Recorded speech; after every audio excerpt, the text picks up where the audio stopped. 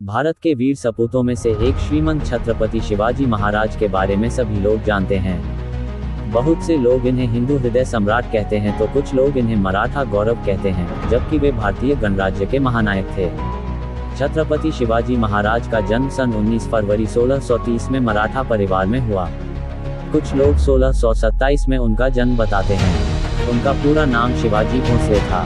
शिवाजी पिता शाहजी और माता जीजाबाई के पुत्र थे। उनका जन्म स्थान पुणे के पास स्थित शिवनेरी का दुर्ग है।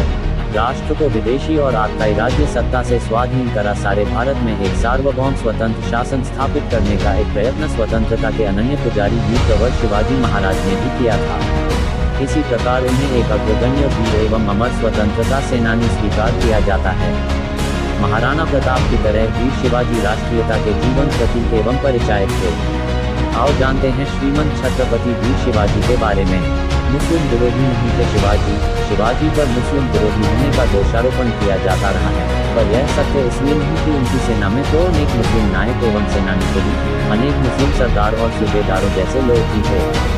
वास्तव में शिवाजी का सारा संघर्ष उस कट्टरता और उद्दंडता के विरुद्ध था, जिसे औरंगजेब जैसे शासकों और उसकी छत्रछाया में पलने वाले लोगों ने अपना रखा था।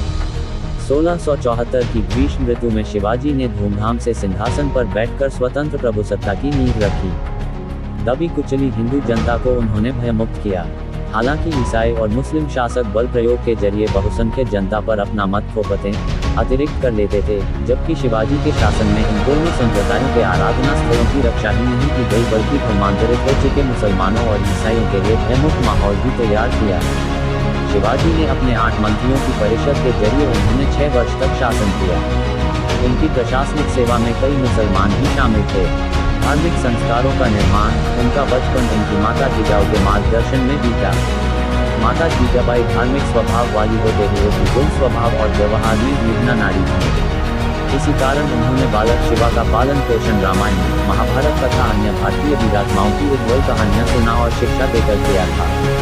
दादा कोंडदेव के संरक्षण में उन्हें सभी तरह की सामरिक युद्ध आदि विधाओं में भी निपुण बनाया था। धर्म, संस्कृति और राजनीति की भी उचित शिक्षा दिलवाई थी। उस युग में परम संत रामदेव के संपर्क में आने से शिवाजी पूर्णतया राष्ट्रप्रेमी, कर्तव्यपरायण एवं कर्मठ योद्धा बन गए। बचपन में खेल खेल में सीखा किला जीतना। बचपन में शिवाजी अपनी आयु के बालक इकट्ठे कर उनके नेता बनकर युद्ध करने और किले जीतने का खेल खेला करते थे। युवावस्था में आते ही उनका खेल वास्तविक कर्म शत्रु बनकर शत्रुओं पर आक्रमण कर उनके किले आदि भी जीतने लगे। जैसे ही शिवाजी ने पुरंदर और तोरण जैसे किलों पर अपना अधिकार जमाया, वैसे ही उनके नाम और कर्म की सारे दक्षिण में धूम मच गई। ये खबर आग की तरह आगरा और दिल्ली तक जा पहुंची। अत्याचारी किस्म के तुर्क, यवन और उनके सहायक सभी शासक उनका नाम सुनकर ही मारे डर के चिंतित होने लगे थे। पत्नी और पुत्र छत्रपति शिवाजी महाराज का विवाह सन 14 मई 1640 में सईबाई निम्बालकर के साथ लाल महल, पुणे में हुआ था।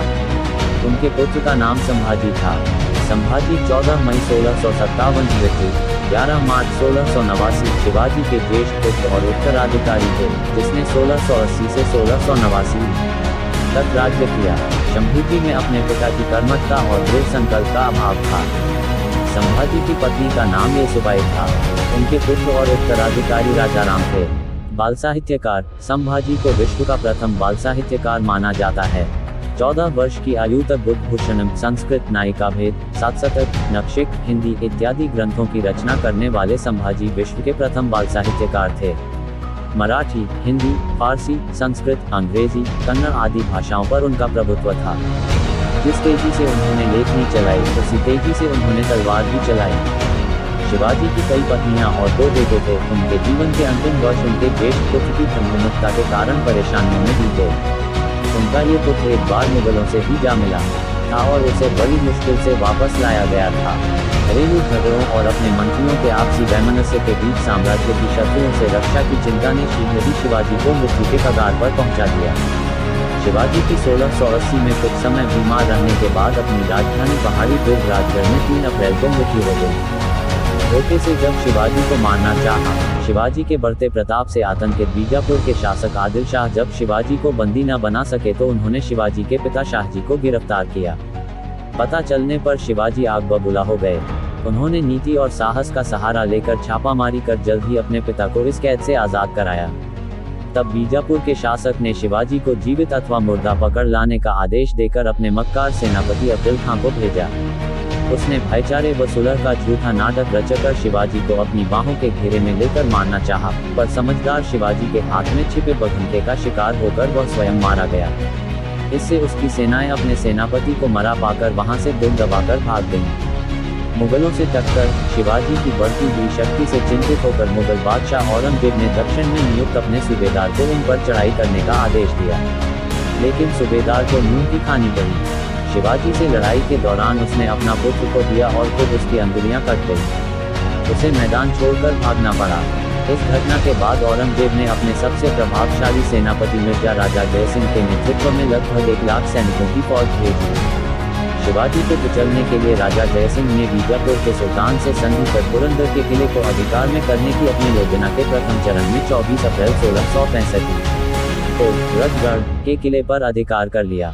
पुरंदर के किले की रक्षा करते हुए शिवाजी का अत्यंत वीर सेनानायक मुरारजी बाजी मारा गया। पुरंदर के किले को बचा पाने में अपने को असमर्थ जानकर शिवाजी ने महाराजा जयसिंह से संधि की पेशकश की।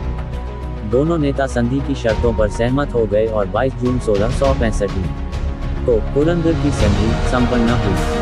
शिवाजी के राज्य की सीमा, शिवाजी की पूर्वी सीमा उत्तर में बागलनाकोट छुपी थी और फिर दक्षिण की ओर नासिक एवं गुना जिलों के बीच से होती हुई एक निश्चित सीमा रेखा के साथ समस्त सतारा और कोल्हापुर के जिले के अधिकांश भाग को अपने में समेट लेती थी। पश्चिमी कर्नाटक के क्षेत्र बाद में सम्मिलित हुए। स्वराज का ये क्षेत्र 3 मुख्य भागों में विभाजित था।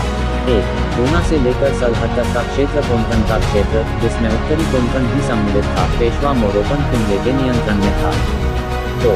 उत्तरी कनारा तक दक्षिणी कोंकण का क्षेत्र अन्नाजी जथों के अधीन था। 3. दक्षिणी देश के जिले